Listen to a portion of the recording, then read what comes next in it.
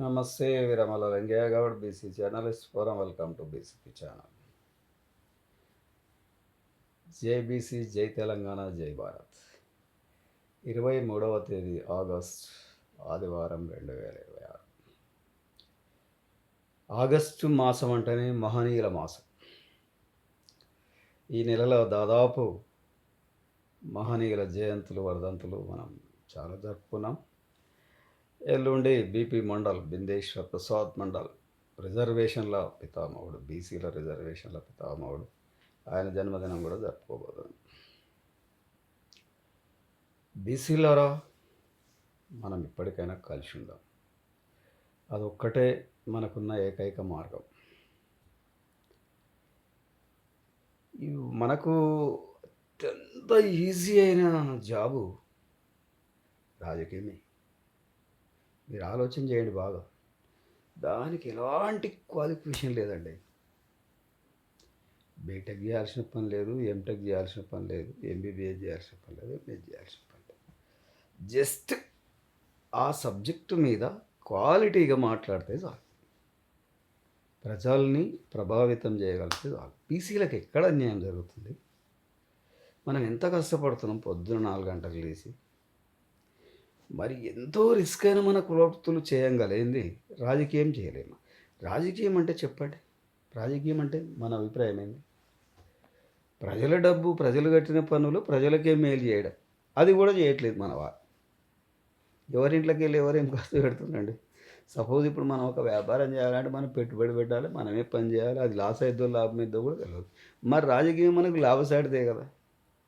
మన జాతి కోసం చేసిన సేవ చేసినామని మనకు అది కూడా పేరు కూడా ఉంటుంది. మనం నాయకుడం అవుతాం. మన జాతికి ఎంతో కొంత న్యాయం చేసిన వాళ్ళే. మరి ఇంకా దీనికన్నా ఈజీ ఏమున్నది చెప్పండి? దీంట్లో ఏమైనా బరువు కనబడుతుందా మనకు? ఇంకా క్రేజ్ వాళ్ళకే ఉంటుంది కదా, రాజకీయ నాయకులకే క్రేజ్. వాళ్ళు వస్తున్నారంటే మొత్తం రోడ్లు జాము, అది ఇది నానా హంగామా. పైగా శాసించడం, నేను సో అండ్ సో మాట్లాడుతున్నాను చెప్పడం, అవతల వాళ్ళు నిజంగా గౌరవం ఇవ్వడం. కాబట్టి అన్నీ ఉన్నాయండి, అన్ని సౌకర్యాలు ఉన్నాయి. దయచేసి మన బీసీ సమాజం ఇప్పటికైనా బీసీ రాజకీయాల వైపు చూడండి. మన పార్టీ మనం పెట్టుకుందాం, బీసీ పార్టీ పెట్టుకొని మనమే ఎన్నికల్లో పోటీ చేద్దాం. గెలుస్తామా ఓడిపోతామా అంటే ఒక్క రోజులో ఏదైతుంది సార్? ఏది కాదు కదా, సమయం పడుతుంది. దయచేసి ఇటువైపు ఆలోచన చేద్దాం. ఇప్పటికైనా బీసీ యువత, ప్రధానంగా బీసీ మహిళలు, బీసీ మేధావులు, జర్నలిస్టులు, బీసీ వ్యాపారవేత్తలు సైతం మనకు ఒక వేదిక ఉండాలి సార్. లేకపోతే మన పిల్లల భవిష్యత్తు చాలా ఇబ్బంది అవుతుంది. మనకే ఏం తెలియనట్లేదు, మనల్నే వాళ్ళు చాలా ఇబ్బంది పెడుతున్నారు. మనల్ని అసలు కనీసం ఒక మనుషులుగా గుర్తించట్లేదండి బీసీలని. వీళ్ళు ఏమున్నదిలే, మనం ఏదో ఇష్టపడిపోతారు, ఏదో చేస్తారంటే.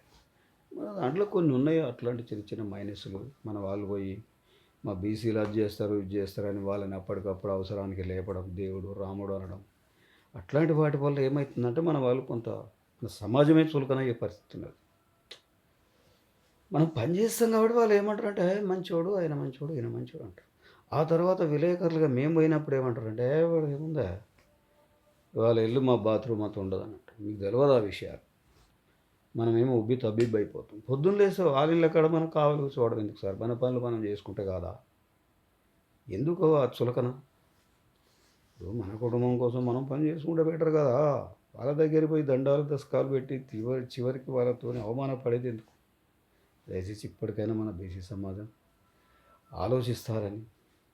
మనకు రాజకీయ పార్టీ, మనం రాజకీయ పార్టీ పెట్టబోతామా, మనకు ఎవరు వేస్తారు ఓట్లు, మనం గెలుస్తామా, మన పైసలు ఇస్తాం, ఇవన్నీ తర్వాతకు వచ్చాయి. ముందు మనం ఒక స్టెప్ వేస్తే కదా ఏమవుతుందని మన ప్రజల్లో పోతే. మిగతా పార్టీలకు ఎందుకు అంత క్రేజ్ ఉంది, మనం కూడా ఆ పార్టీల వైపు ఎందుకు ఆకర్షితులమవుతున్నామని అంటే అవి ఎన్నికల్లో పాల్గొంటున్నాయి, గెలుస్తున్నాయా ఓడిపోతున్నాయి, అధికారం వస్తుందా పోతుందా అది వేరే విషయం.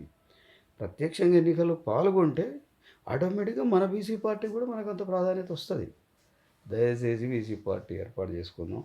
త్వరలోనే మీటింగు హైదరాబాద్లోనే భారీ మీటింగ్ పెట్టి మనం కూడా తీసుకుని దయచేసి అందరు సహకరించవలసిందిగా విజ్ఞప్తి.